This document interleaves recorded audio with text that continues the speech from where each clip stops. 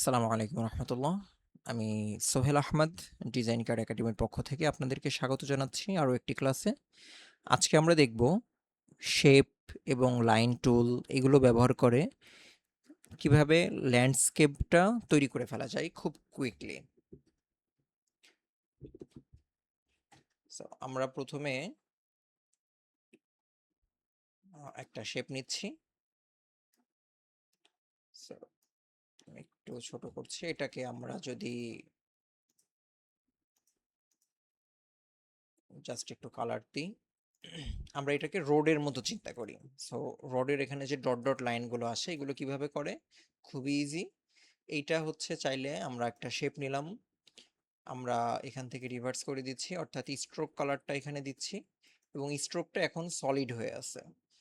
So আমরা চাইলে এই স্ট্রোকটাকে, এই যে এখানে ক্লিক করলে স্ট্রোকটাকে আমরা ড্যাশ লাইনে চেক করলে যে ড্যাশ লাইন এখানে চলে আসছে, যে আমরা দেখতে পাচ্ছি যে আমাদের স্ট্রোকটা ড্যাশ লাইনে চলে আসছে।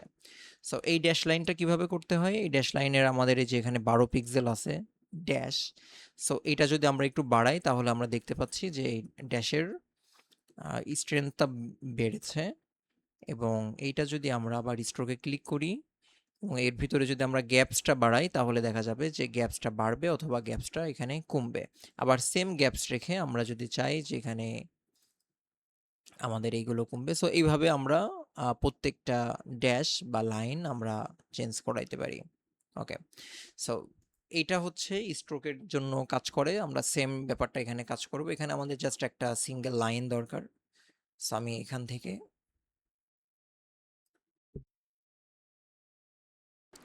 আমরা একটা সিঙ্গেল লাইন ড্র করেছি এবং এই লাইনটার কালার ব্ল্যাক আছে, যার কারণে আমরা বুঝতে পারছি না। আমরা কালারটা হোয়াইট করে দিই এবং দেখা যাচ্ছে যে আমাদের অটোমেটিক্যালি এখানে ড্যাশ চলে আসছে। সো এইটা সাধারণত এরকম থাকে না, আমরা যেহেতু কিছুক্ষণ আগে ড্যাশ মার্ক চেক করেছিলাম যার কারণে আমাদের লাইন বা স্ট্রোকটা অলরেডি ড্যাশে চলে আসছে। ইউজুয়ালি এটা এইরকম থাকবে। সো আমরা চাইলে এখান থেকে পিক্সেল একটু বাড়িয়ে নিতে পারবো এবং এটা সিলেক্ট করে দেন আমরা আবার স্ট্রোক থেকে যে লাইন নিয়ে নিলে এটা ড্যাশ হয়ে যাবে। সো আমরা যদি মনে করি এটার স্ট্রেংথ বাড়ানো দরকার তাহলে আমরা এই যে গ্যাপসটা এইভাবে বাড়াই দিতে পারি।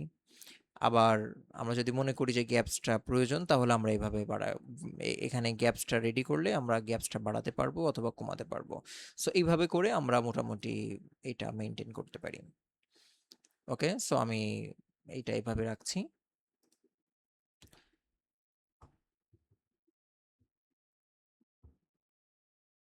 সো এখন আমরা এখানে কিছু গ্রিন দেখবো যে এখানে খুব সহজে আমরা জাস্ট ইলিপস ব্যবহার করে কিভাবে এখানে গ্রিন ট্রির মতো আমরা একটা ব্যাপার তৈরি করতে পারি। সো আমি ইলিপসের কালারটা আমি জাস্ট গ্রিন রাখছি, স্ট্রোকটা নান করে দিচ্ছি এবং এখানে আমি অনেকগুলো গ্রিন জাস্ট পর্যায়ক্রমে এইভাবে দিতে থাকবো, জাস্ট একটু কার্ভ করে।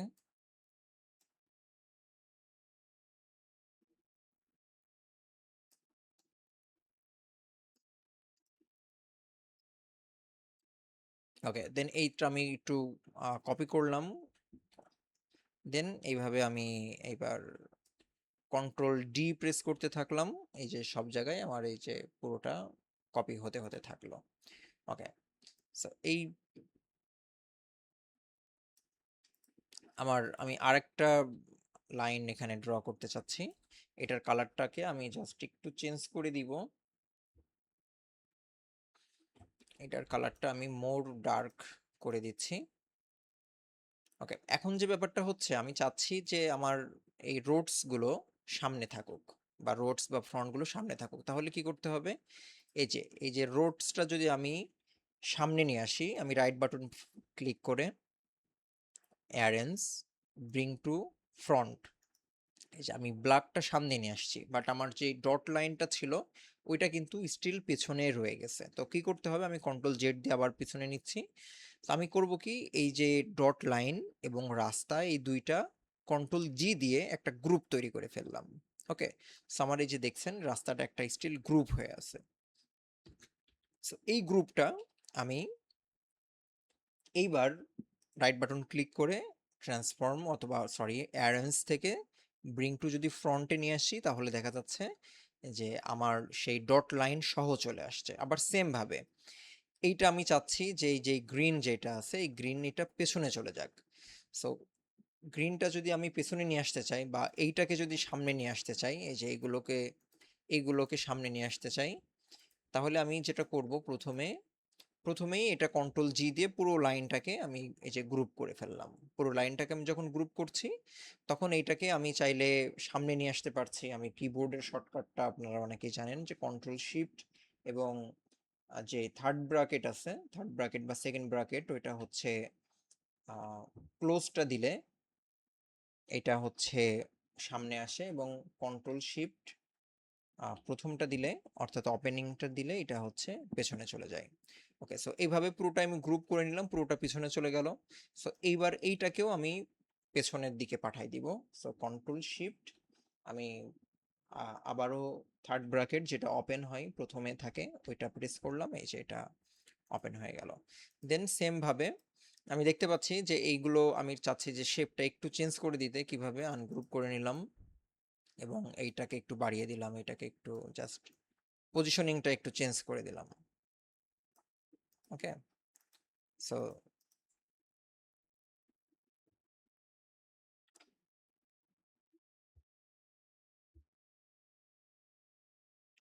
এবং আমি এখানে আরেকটাকে নিয়ে আসি, এটা একটু ছোট করে দিই। ওকে, সো এইভাবে আমি মোটামুটি এই চারটাকে একটা গ্রুপ করলাম, দেন আমি একদম এটার পাশাপাশি রাখছি, দেন কন্ট্রোল ডি প্রেস করছি, এই যে কন্ট্রোল ডি প্রেস করছি, যে একইভাবে সবগুলো চলে আসছে। সো আমার কাছে যদি মনে হয় যে এটা সব জায়গায় না থাকুক, তাহলে আমি এই যে এটা আনগ্রুপ করে দিলাম এবং এটা আমি চাইলে এক জায়গা থেকে এটা সরিয়ে দিতে পারি।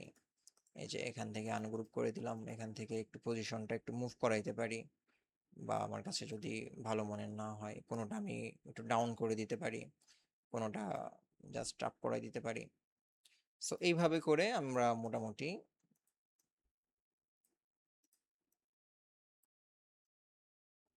ওকে, সো আমাদের যে সামনে পেছনের কিভাবে আমরা একটা একটা শেপ বা একটা এলিমেন্টসকে সামনে নিয়ে আসবো এবং কিভাবে একটা এলিমেন্টসকে আমরা পেছনে নিয়ে আসবো, আই হোপ বুঝতে পেরেছি। এবং সেম ভাবে এই জায়গাটাও চাইলে আমরা হচ্ছে এই সেম প্যাটার্নে আমরা অনেক সময় মেঘ দেখতে পারি। So, আমরা একটা যদি মেঘের মতো চিন্তা করি তাহলে কেমন হয়। সো আমি কালারটাকে একটু অ্যাশ কালার করে নিচ্ছি বোঝার জন্য, আমি একটু অ্যাশ টাইপের কালার করি। ওকে, সো দেন এইভাবে আমরা কয়েকটা শেপ নিচ্ছি, একটা একটু ছোট নেই, একটা একটু বড় নেই, দেন আমরা আর একটা শেপ নিচ্ছি।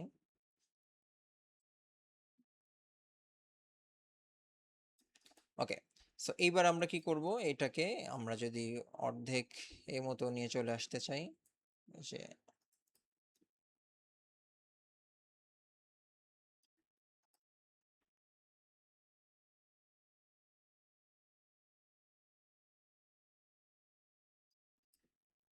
এই যে পুরোটাকে আমরা এখানে করলাম, সিলেক্ট করলাম, শেপ বিল্ডার টুল নিলাম, জাস্ট আমাদের যতটুকু অংশ লাগবে না আমি ততটুকু অংশ এই যে মাইনাস করে দিলাম। এবং এই পুরোটাকে আমরা চাইলে আবার শেপ বিল্ডার টুল দিয়ে এই যে জাস্ট প্লাস করে দিলে এই যে পুরোটা একটা শেপ হয়ে গেল।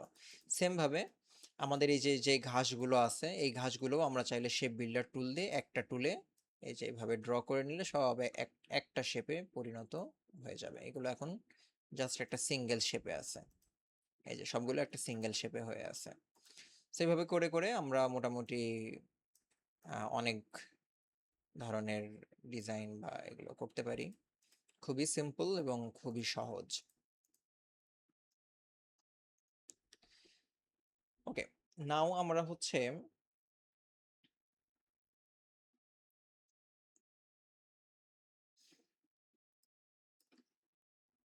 আমরা একটা প্যারাশুটের মতো চিন্তা করি, যে অনেক সময় প্যারাশুট আমরা দেখেছি, আমরা একটা প্যারাশুটের মতো চিন্তা করি।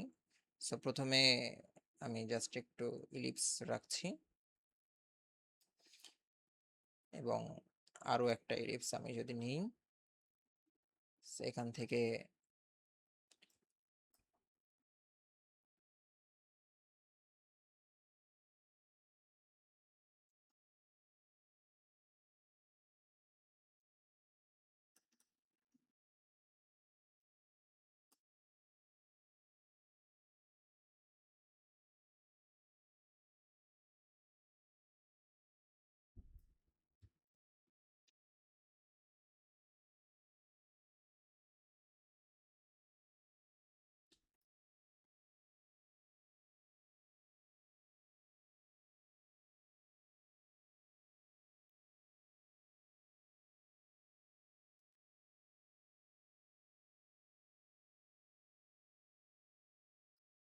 ওকে, সো এইটা আমরা যেটা করব, ডাইরেক্ট সিলেকশন টুল নিব এবং এই যে যে কর্নারটা আছে এই কর্নারটাকে জাস্ট আমরা একটু এইভাবে ডাউন করে দিব।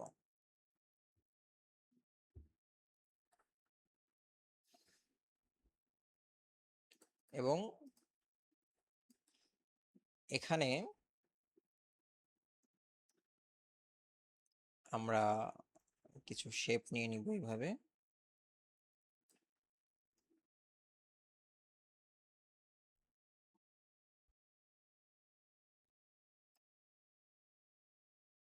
জাস্ট এইদিকে শেপটা একটু করে নিচ্ছি।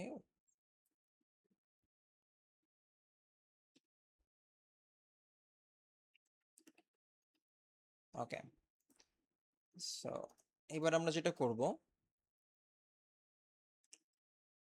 এটাকে আমরা একটা কপি করে নিচ্ছি। দেন আমি একটু কালার চেঞ্জ করে দিই।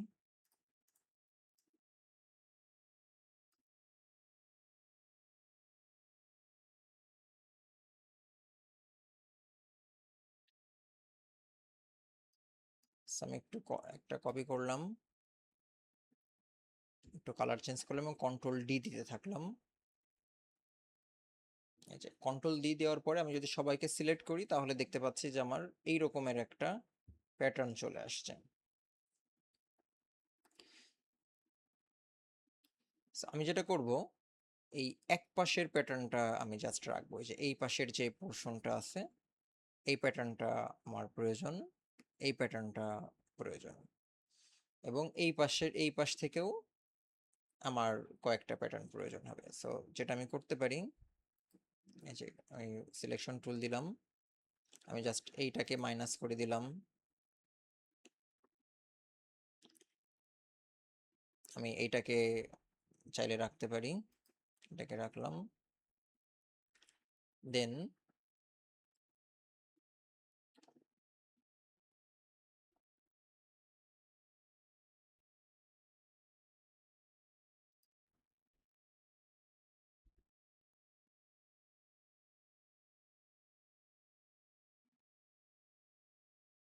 আমি এই পাশ থেকে এটাকে রাখছি, এটাকে মাইনাস করছি, এটা রাখছি, এটাকে মাইনাস করছি, অর্থাৎ এটা মাইনাস হয়ে গেছে। ওকে, দেন মাঝের গুলো আমি সব মাইনাস করে দিই।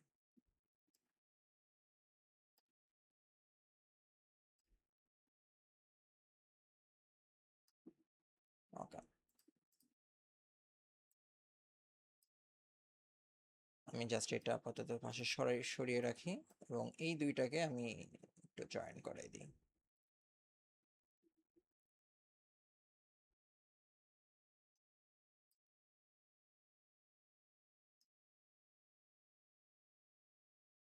সো অনেকভাবে করা যায়, আমি জাস্ট হচ্ছে খুবই সিম্পল ওয়েতে একটু দেখানোর চেষ্টা করছি যে খুব সহজে আমরা কিভাবে করতে পারি।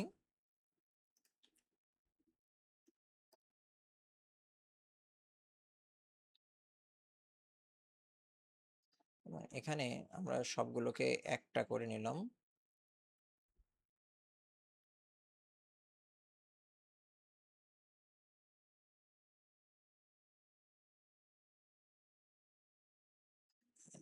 সব শেপকে আমরা একটা করে নিলাম।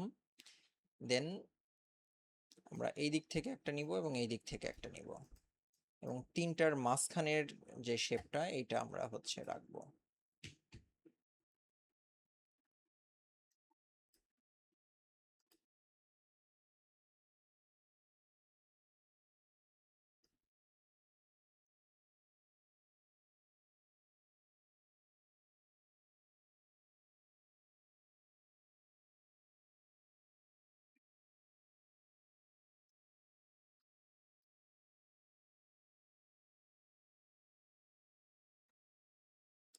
জাস্ট কালারটা একটু চেঞ্জ করে দিই বোঝার সুবিধার জন্য, দেন কন্ট্রোল ডি প্রেস করতে থাকি।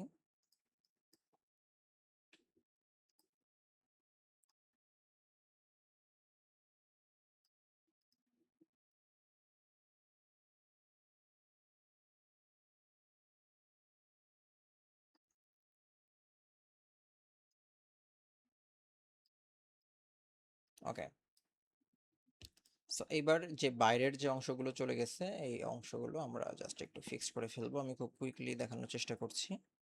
এটা মাইনাস দিয়ে নিচ্ছি, এগুলো এটাও মাইনাস দিয়ে নিচ্ছি। ওকে, এই অংশগুলো চাইলে আমি জোড়া লাগাই দিতে পারি। এই যে শেপ বিল্ডার টুল দিয়ে আমি এইভাবে প্লাস করে দিলে এই যে সবগুলো জোড়া লেগে যাবে একটা শেপে, সব একটা শেপ হয়ে যাবে।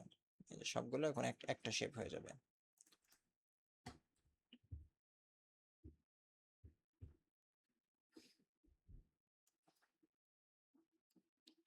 এনিওয়ে,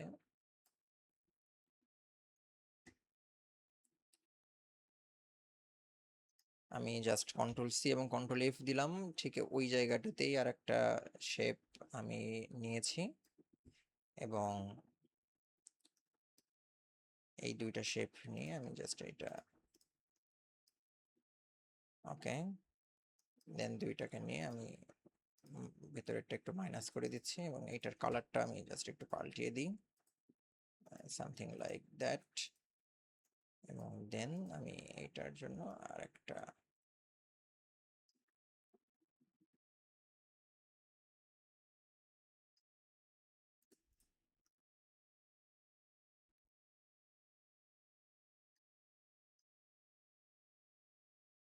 এবং এগুলোর কালার যদি আমরা চেঞ্জ করে দিই মেবি এই টাইপের,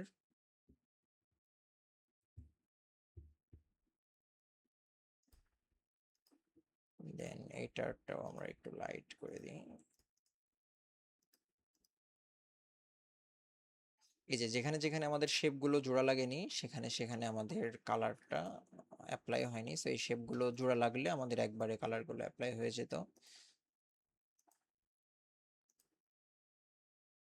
সো এইগুলোর কালারটাও আমরা আপাতত এডিট করে দিচ্ছি।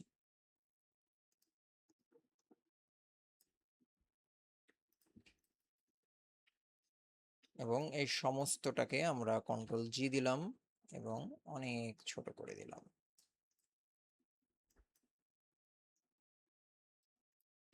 ওকে, সো এইভাবে আমরা খুব কুইকলি এই ধরনের ডিজাইন বা কাজ করে ফেলতে পারি। সো এই যে যে বাইরের যে অংশগুলো চলে আসছে এটার জন্য আমরা যেটা করব, আমরা চাইলে এখান থেকে একটা শেপ নিয়ে নিলাম, পেছনে দিয়ে দিলাম এটা এবং এটা সাদা ব্যাকগ্রাউন্ড রাখলাম আমরা এটার, এবং সমস্ত শেপটাকে ধরে আমরা এই যে এটার মাইনাস করে দিলাম। ওকে, সো আশা করছি সবাই বুঝতে পেরেছেন। এখানে আমরা মেইনলি দুইটা ব্যাপার দেখলাম, একটা হচ্ছে কিভাবে লাইনটাকে স্ট্রোক ড্যাশ লাইনে করতে হয়, কিভাবে সামনে পেছনে এগিয়ে নিতে হয়, আর শেপ বিল্ডার টুলের কাজ আশা করছি আপনারা ইতিমধ্যে জেনে গিয়েছেন। তো সবাই ভালো থাকবেন, সুস্থ থাকবেন, আমাদের জন্য দোয়া করবেন। দেখা হবে পরের কোনো ক্লাসে। আসসালামু আলাইকুম রহমতুল্লাহ।